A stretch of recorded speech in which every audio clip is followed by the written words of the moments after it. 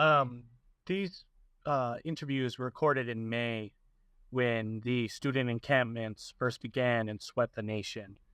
Um, and 2 months later, a lot of the energy from them seems to have fizzled out, as is natural with all spontaneous radical movements. Um, unless a movement is horizontally organized by a radical vanguard party, these very sporadic, radical movements like Occupy Wall Street from 2008 and all the other horizontal ones always end up fizzling out in the end. That being said, I'm so proud of the students that took part in this and still are taking part in this historic event to stop a genocide in Gaza and against the Palestinian people. It is such an amazing show of internationalism. And even though we are entering very dark times, this has been a spark of hope in that cave that we've entered. The following interviews are with Mantek Singh and Zain. And I'm so glad the work they did and are still doing. Currently, as I'm recording this in July, I don't know when this video is going to release. The student movement seems to be at an impasse. But I know that they are on the right side of history. And I know that they will win. Hello, comrades. As you know, history has been being made all across the country right now as student protests have broken out all over America. Today we're with Mantek Singh, who is part of the Washington encampment. Is there anything you want to do to just introduce yourself, your role in the encampment? Yeah, I'm Mantek Singh. I'm with Progressive Student Union, a chapter of New Students for Democratic Society. I'm just leading up security for this, taking a role in that, and I've been here since 8 a.m. Monday. 8 a.m. Monday? And when did the encampment begin in Washington University? Well, University of Washington, and it started 8 a.m. Monday. 8 a.m. Monday? Okay, so you've been there since the beginning. Yeah. Yeah, okay. So, first of all, I just want to ask, why are you guys here? Like, what would you say is just your general reason for being there? I mean, at the end of the day, everything we do here is tied to Palestine. We're here to support the Palestinian people in their fight for liberation. And our demands are clear. First is to divest from Israel and prosecute the genocide. 2 is to cut ties with Boeing. And 3 is to end the repression of pro-Palestinian students, faculty, and staff. Okay. How entangled is the University of Washington with Boeing? So they have a building named after Boeing. They took $10 million from Boeing. Okay. They offer 5 credit passports as internships, right? So very entangled. Very entangled. What about Israel APAC itself? Yeah, so with Israel, the thing is we don't know, right? So we have a $4.4 billion endowment. All our tuition money is put into this endowment. And if the process for divestment is through ASCRII, and the process that's meant to take several years to delay us, right? I myself was part of a campaign to divest from fossil fuels, and we won 2 years ago, and that divested $125 million from our endowments from fossil fuels. So what we want them to do is, excuse my language, have administration get off their ass, investigate what are our investments, release a public report, and then, motion to divest. Okay. But we don't have the information yet because they haven't done any investigation towards that. Okay.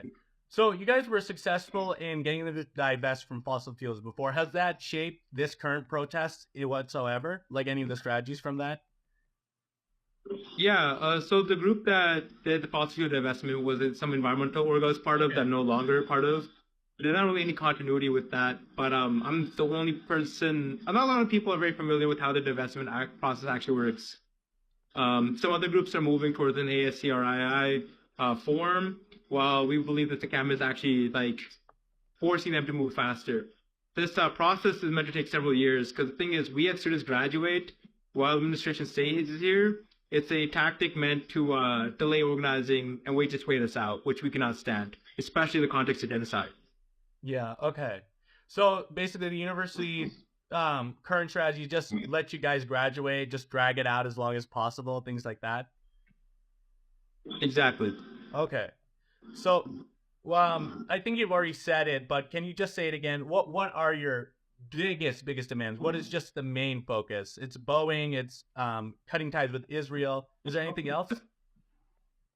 Yeah, that's all it is. Cut ties with Israel, stop his genocide, cut ties with Boeing, and end the repression of pro-Palestinian students, faculty, and staff. Okay. Okay. How have pro-Palestinian students and faculty just been mistreated? You would say. I mean, I personally have been dragged out and thrown onto bricks face first by UWPD Mhm. for a sit-in. I received conduct cases for organizing for Palestine. Mhm. UWPD filed a misdemeanor charge against me, and among many other students. They surveil their movements. You know, I'm like listed by name in a report written by UWPD, specifically just me actually. But you know, the University Police Department exists specifically to stop student protests.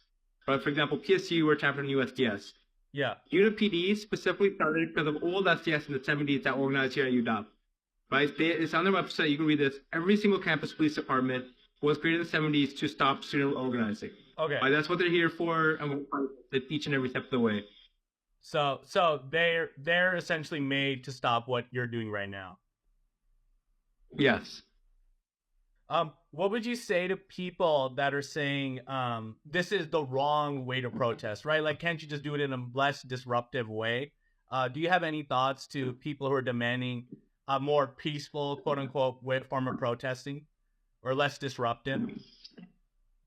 Yeah. Just stay home. Stay There's no home. need for you to be here. Okay. That's all it's it.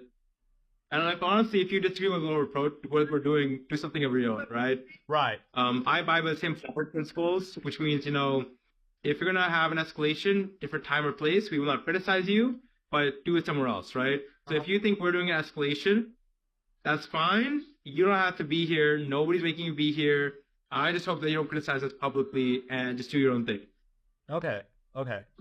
And it seems like there's a lot of the nation is just divided on the whole encampments. A lot of people are saying that you guys could do it in a less disruptive way. Do you have anything to say to people who say things like that? So it's 6 months of genocide and 75 plus years of occupation. I don't think an encampment is all that unreasonable. Absolutely. Are you yourself afraid of your own, for your own safety or the students around you safety? You said before you were dragged against bricks. Uh, No, I'm not. I do it again in a heartbeat. You know, I look to the leadership of the Palestinian resistance, you know, the setback that they have, the dedication that they have, and I just hope to have like an ounce of the courage that they have. And you know, I want to make it clear that if there's any violence today or any time during this encampment, it will entirely be because of the University of Washington Police Department. right. Because you guys have not been, all you guys have been doing is just basically setting up tents, occupying space. You guys have not been starting anything. Not so far, no. No, not so far. Okay. Um, why do you think encampment was chosen out of all the possible strategies all across the nation? It obviously started in Columbia, reached University of Washington later, but why do you think encampment was chosen? I think the fact that we're talking about it makes it a good travel strategy, right? Hmm.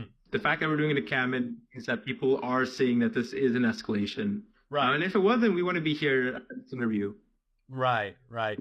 Yeah, it does spread good publicity. And of course, Palestinians have expressed their gratitude to people, the student protesters. How does that make you feel that it's reached the Palestinians, what you're doing?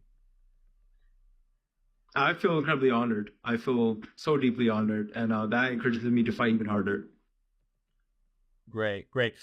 One last thing I would just ask is how can people help you out, right? Let's say we're near the University of Washington, or even we're watching from afar. What's the best things we can do to help you guys out materially, financially, just even morally? Show up. Okay, one, show up if you're able and if you're in the area. Two, do your own encampment, right? Organize your own, organize where you're at. And three, you know, if you can't organize your own or you're not able to show up, donate. Our Venmo is UWPSU. Send us money and we're going to use it pretty well. Okay. Yeah, and you can just DM me the Venmo. I'll put it up on the screen. Get my phone at 1%. Just so Okay, you know. I got you. Okay, so do you have any So, final going words? victory to Palestine. Victory of Palestine? All right. Well, thank you for doing what you're doing, and you have a good one. I've got Zane on.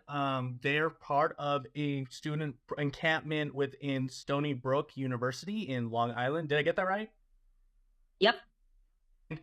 You just want to hop on this call just to talk about how the news media hasn't been covering it correctly. So, what would you say is the news media's biggest just like misattribution? How have they been misrepresenting what you guys are doing? Primarily, it's the omission of certain things to demonize protesters, to make it seem like just like hashtag woke.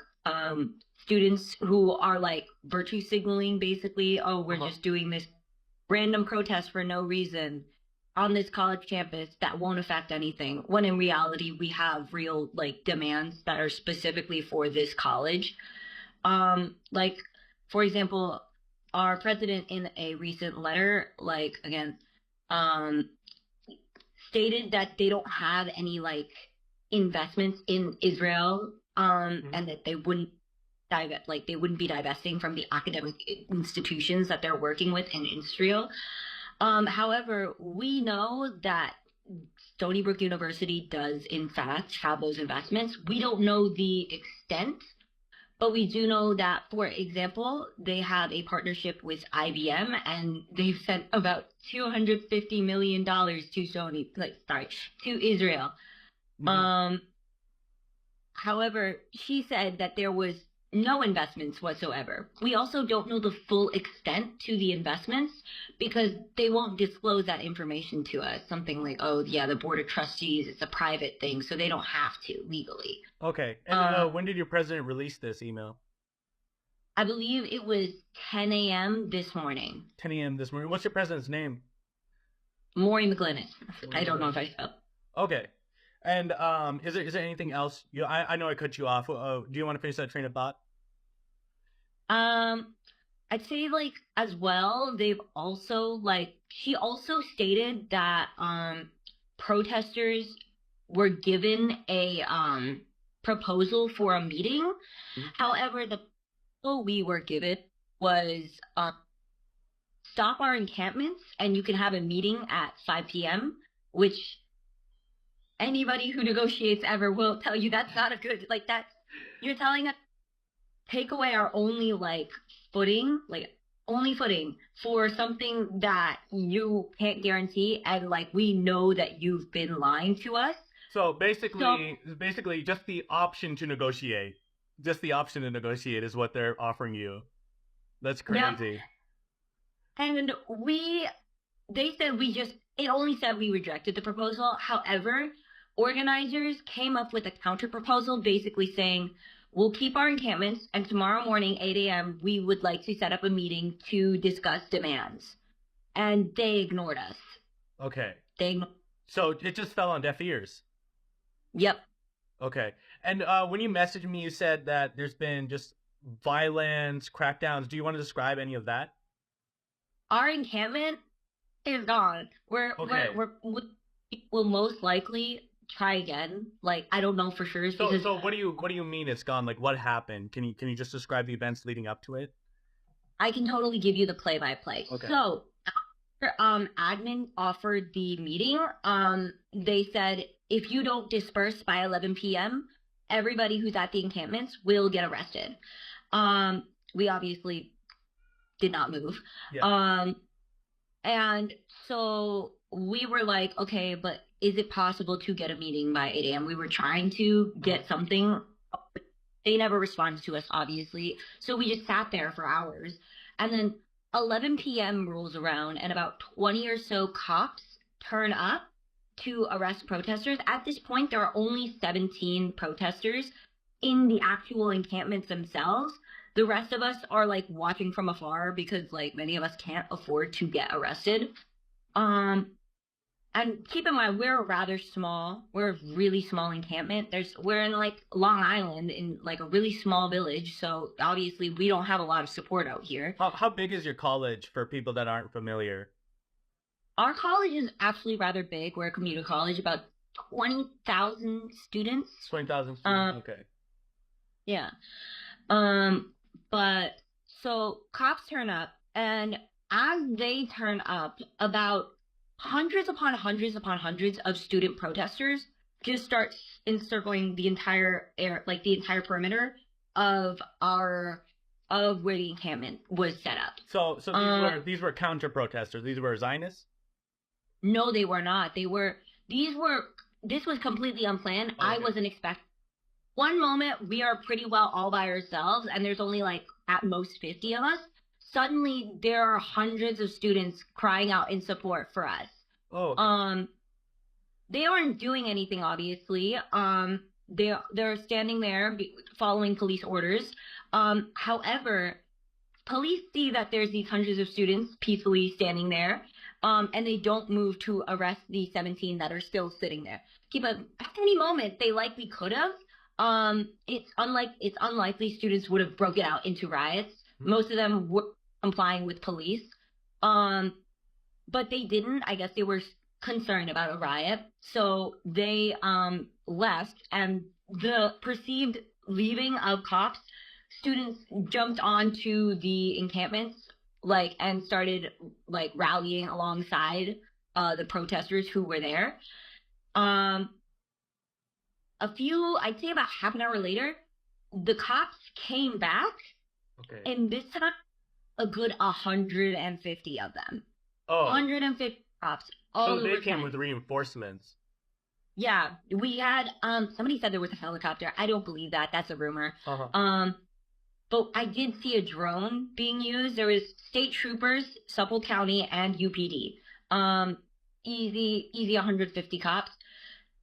Those student protesters who appeared were also, again, they were completely unplanned. They just saw what was happening and were like, that's completely spur of the moment, right? Yeah.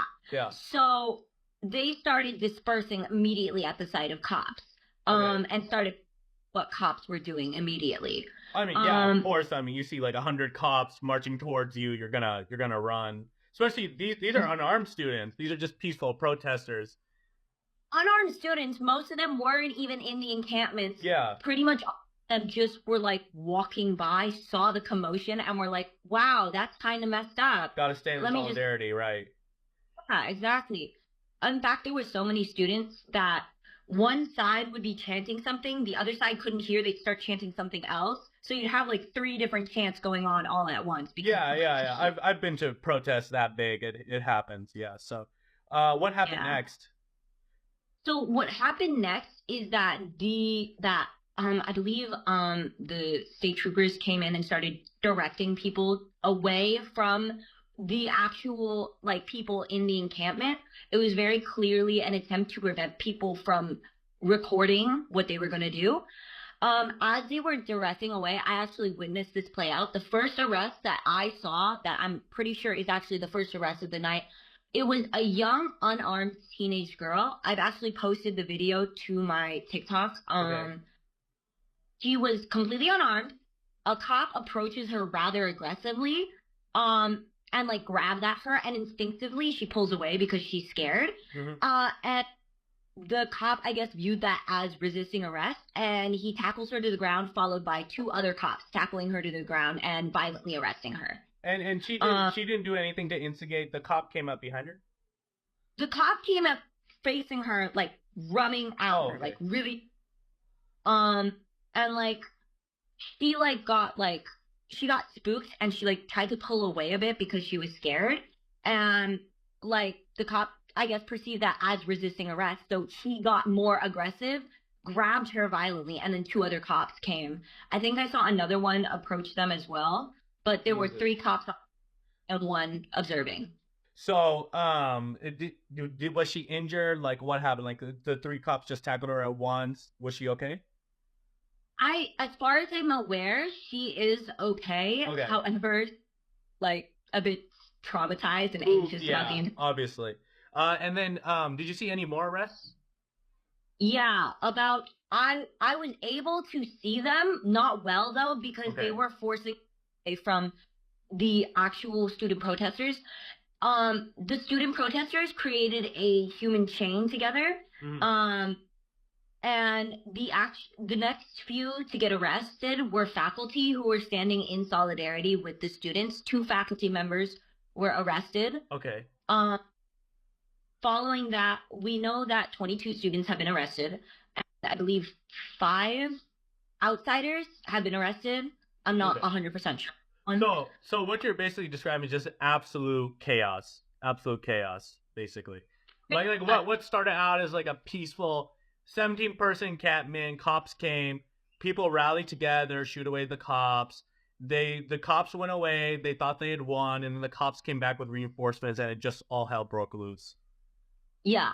And the cops, from what I remember, were like pushing people away. I had a friend who was near me. They were forced into the nearby library. What I'm assuming is to try and separate the crowd, but it was rather volatile. They were like, get back into this library that we're going to lock you in for no reason whatsoever. It wasn't like people were being like fighting against the cops. No, everybody was moving within what the cops were doing. So it didn't make sense to me for them to just like force like easily over 100 students into the library, from what I could tell. And then afterwards, I was on jail support. For one, they would not tell us where exactly the arrested individuals were. Okay. We tried calling them. They don't legally have to tell us, but they separated them. They took some to UPD, obviously, and they took some to a different precinct. What's UPD for people that aren't from the area?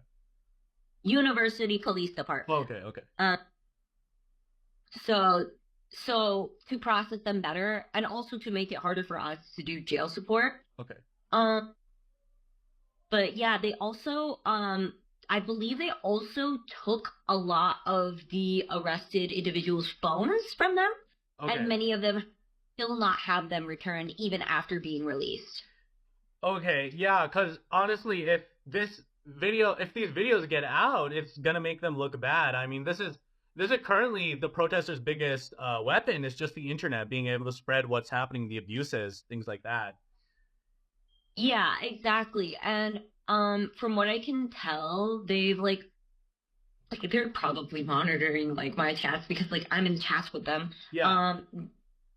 Like, so they've taken their phones. It also took them about 7.5 hours to process everybody. Keep in mind there's 30 people. So we're all turning up at these police departments at like 1 a.m, waiting on our. I didn't get back to my dorm until about 5, 6 a.m, give or take. Okay. And even when I got home, when I got back to my dorm, because I was exhausted, like they were still not out. Not everybody was out. I managed to talk, got released. However, not everybody was out, and not everybody was going to be out for another couple hours. Is everybody out now? Everybody has been released as of now. Again, 7 hours. 7 hours. 7 hours. So they were detained for 7 hours, essentially. So do you? How has the media response been to this? Has it been like radio silence? Have they talked about what the police did at all? The local news channels? They have not talked about specifically what the police did, at least not in detail. We had videos circulating online of the brutality that the police were engaging in, and a lot of it is so anecdotal. Like, I've gotten word that people who were detained were like, what's the word I'm looking for?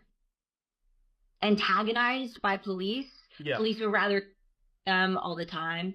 Rather rude to them the entire time. Yeah. The arrests, I was told that the 30 protesters, many of them were like held to the ground for some reason, with is on their backs, even though they were detained without any resistance.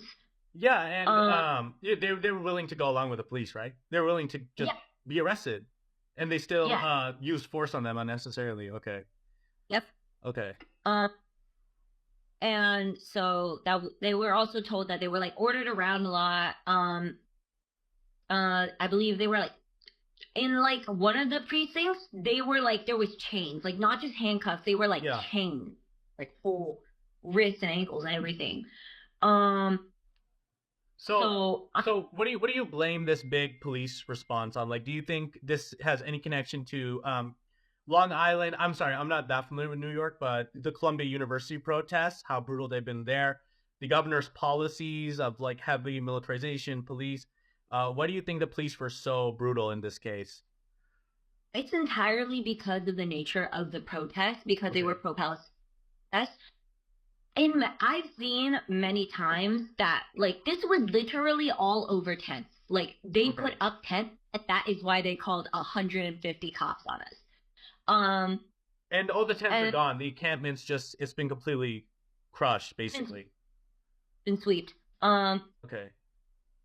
like all of this over a couple of tents. And I know for a fact that they were saying it was because you put up structures that were unauthorized. However, they never really defined what a structure was, and they never really defined what they meant by unauthorized because Hmm. from on 420 they put up tents for like for weed day and did weed, and that's probably Right. far more, if anything.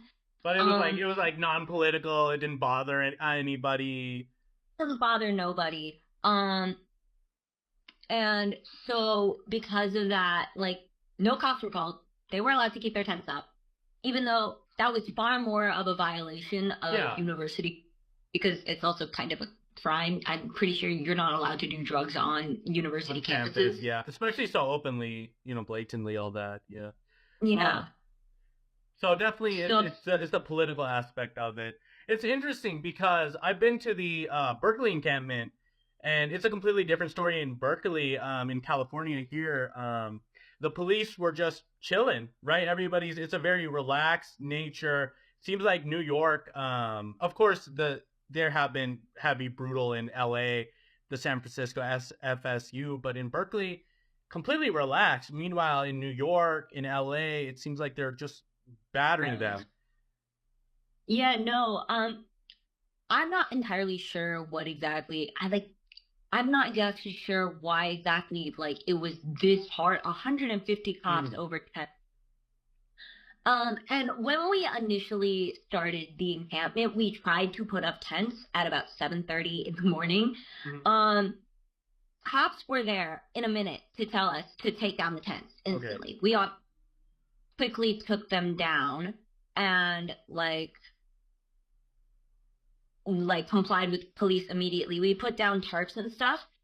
Um, then this what happened was the next day, when we did like an escalation because I don't know if this is 100% true. I heard this. They supposedly broke all the tents that we brought. Yeah. They all apart, and that is why the organizers said we should do the escalation today. Okay. But what initially started and like we took down the tents, we set down tarps and we set everything up as well, and like they were kind of chill. However, when nightfall came, it was purported that it was going to rain. So people were like, okay, it's cold, it's going to rain. We don't want to get wet, want to get hypothermia. We don't want to get our stuff wet. Let's put tarps over top of our sleeping bags, protect against the rain. Cops argued with us about that for like half an hour to an hour, trying to get us to stop using tarps as blankets because that quantified as a structure akin to a tent. So basically, your university is fine with people putting up tents and smoking weed, but God forbid they put up tarps when they're protesting a genocide. Exactly. Okay. Exactly that exact issue. Um, so like, and like, I believe there was another thing that was in, oh yeah, one of the news outlets, stated that the president said, that the reason the, police response was so volatile was because protesters were violent. Hmm. Um, not only did Maureen McLinnis never ever say that once, that's just blatantly false. In general, protesters were not violent at all. Even when they were facing arrest, none of the protesters ever got violent once. Okay. Like, all. Okay. Do you guys see yourself putting up an encampment again? Like, what's the plan here? Like, going on to the future? I know it's just been taken down. It's messy right now, but it's messy right now, but is there what are the organizations thinking of right now after this? As of right now, summer is so close. A lot of us, like, this is like a commuter school. A lot of us are like not from around here, so it's a lot harder for us to set anything up, especially since the majority of our organizers are on intermittent suspension. They're allowed in campus right now. They're not allowed in campus anymore. Nope. And for the foreseeable future, they are not allowed on campus. They're not allowed. So if they step on campus, security will come after them, stop them, things like that? Yep. Actually, today I got racially profiled for this reason. Okay. Cops stopped me. I'm not suspended. I have not been arrested. Okay. Cops stopped and started calling me by the name of one of these suspended students. Okay. I was not masking. My hair was not covered. I was very clearly not the student they were referring to because I'm a good 6 inches shorter than him. I look completely different from it. But they kept calling his name and asking me if I was him. I said, who? No, I'm not. Please leave me alone. And I started to walk away. He started following me and he asked for my ID. I gave it to him and then, like, I cursed him out of it and walked away. The similarity between me and this other student was that we are both people of color and our hair styles are similar. Yeah. Similar. Okay.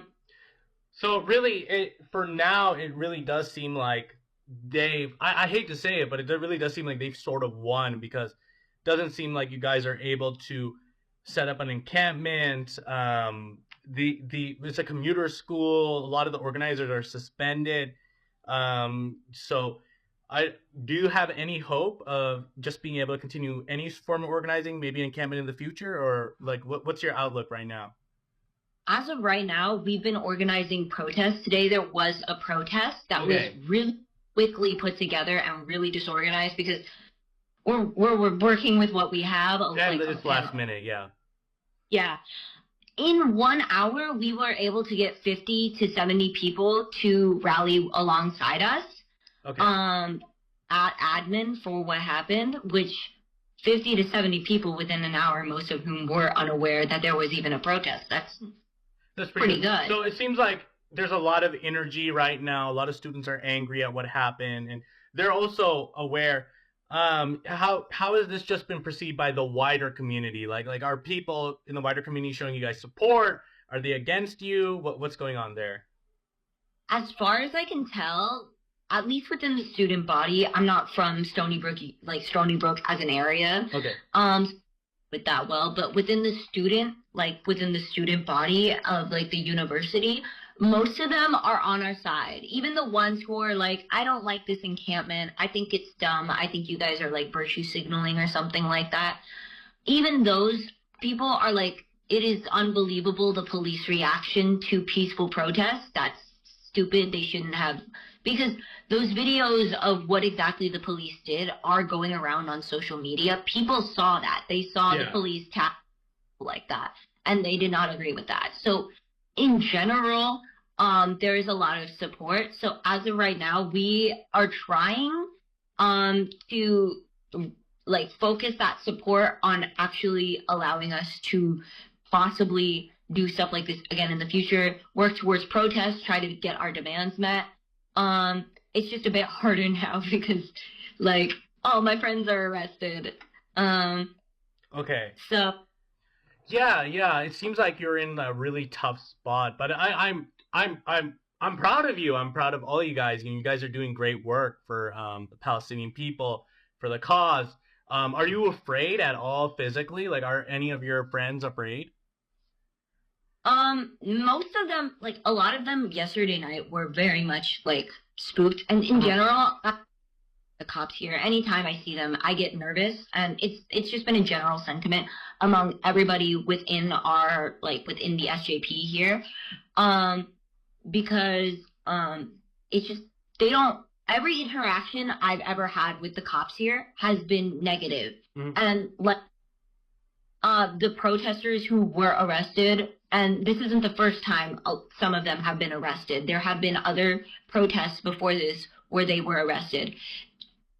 Like they've said that, oh, it is genuinely scary to see these cops watching you like a hawk every single day and pestering you at random for no reason after they've arrested you. It doesn't feel like a safe environment, which is hilarious since general perception within wider society is that cops are meant to serve and protect. Yeah. However, literally no single student here feels safe with them around. The second there's a higher cop presence, higher cop presence on campus, everybody's on edge. It's the opposite of protecting and serving. Yeah. Why are you there? And they claim to have brought the police to protect students. However, the police were the only ones who ever got remotely close to endangering students during the entirety of the protest. Yeah, mostly peaceful students. And how are these students' parents going to feel when they hear that their student was just peacefully marching, protesting, even just encampment, and they got brutally tackled by like 3 or 4 cops? Like that's insane. Sending your kid to an educational institution and this is how they treat you, especially when they're saying that they're trying to protect you guys. That's insanity. Do you have any concluding remarks? I mean, I'd say that like I really appreciate like all support from outsiders, because I have gotten like many like DMs of people who would say, "Oh, we can come in and we would totally like to come in tomorrow." I really appreciate that. I really appreciate that. I'd love to see more of that. Because our main issue right now is the fact that we are so isolated from everyone else. What makes Colombia's protests, for example, so powerful is that even with massive police crackdowns, they can come back with how much support they have. We don't have that. I would love it if we did. I know obviously that's a big thing to ask, but like we need support of the community. It can't just be superficial. When students showed up at like 11 p.m. and started rallying behind the students who were in the encampment still, it genuinely fills me with a lot of hope, and I'm hoping to see that kind of energy pushed in a more, productive manner, because that could have easily gotten us to keep the encampment. We might have been able to even expand it a bit further. We only had a few tents up after hours of fighting. Yeah, you guys are really struggling right now just to harness all the energy that you guys have organizationally. Seems like. Yeah, but I don't know. Things seem it's in a middle ground. You guys have obviously been battered, but also you've got a lot of student body support. Let's just, pray, hope, cross our fingers to Marx, God, whatever, that it turns out well. Yeah, that's basically where I am right now. Okay. Well, thank you so much for coming on, just telling us your story, and good luck. Again, this is Zane. Do you want to plug your TikTok? Yeah, hold on. I'd say my TikTok is Zane the Heron. The @ is Alistair's Black Box Warrior. Okay. If anyone check that out. Yeah, and I'll also add in the title. And thank you so much for coming on, and honestly, good luck to you guys. Thank you for having me. Appreciate it.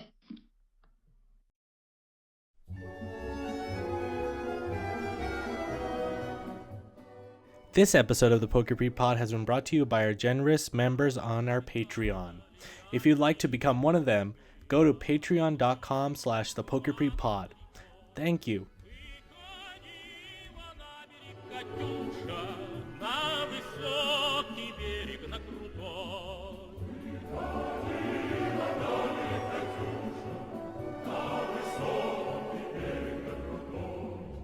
What the fuck? Glory to Stalin, I barely made it. And a special shout out to our Marshal of the Soviet Union member, Mateus T. If you'd also like a shout out, please consider subscribing to our Patreon, where you can also get episodes up to a month early. Thank you.